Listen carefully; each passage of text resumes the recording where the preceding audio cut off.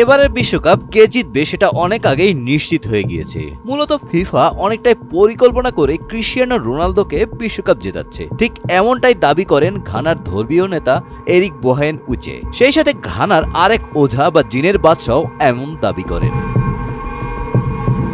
ঘানার বিপক্ষে ইংল্যান্ডের বিশ্বকাপ ম্যাচের আগে ইংলিশ অধিনায়ক হ্যারি কেইনের উপর কালো জাদু বা অভিশাপ দেওয়ার দাবি করে বিশ্বজুড়ে শোরগোল করে ফেলেছিলেন ঘানার ওঝা বা জিনের বাদশাহ রানা কুয়াকু বনসাম। তবে এবার সম্পূর্ণ উল্টো সুরে নতুন এক বিস্ফোরক ভবিষ্যৎবাণী নিয়ে হাজির হয়েছেন তিনি। এদিকে স্টেডিয়ামে পাউডার হাতে জুজু ছড়ানো ঘানার সমর্থক ইতিমধ্যে ভাইরাল।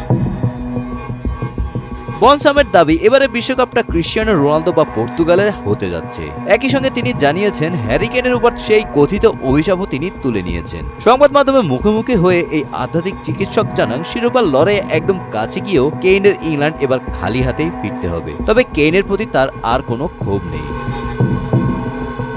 এদিকে ঘানার ধর্মীয় নেতা এরিক বোহেম উজের দাবি অনুসারে ফিফা গোপনে মিটিং করছিল, আর সেই মিটিং এ ঐশ্বরিক আত্মা উপস্থিত ছিল। সেই আত্মা তাকে এই বিষয়ে জানায় তিনি কখনই ভাবতে পারেননি বিশ্বকাপের মঞ্চে এই ধরনের রাজনীতি চলতে পারে। গোপন মিটিং থেকে জানা যায় ফিফা এবার ক্রিস্টিয়ানো রোনালদোর ক্যারিয়ার বর্ণাঢ্য করতে তার হাতে বিশ্বকাপটি তুলে দেওয়ার পরিকল্পনা করছে।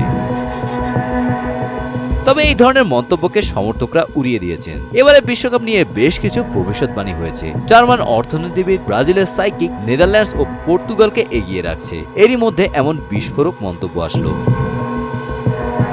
Golam Rabbani, Times today.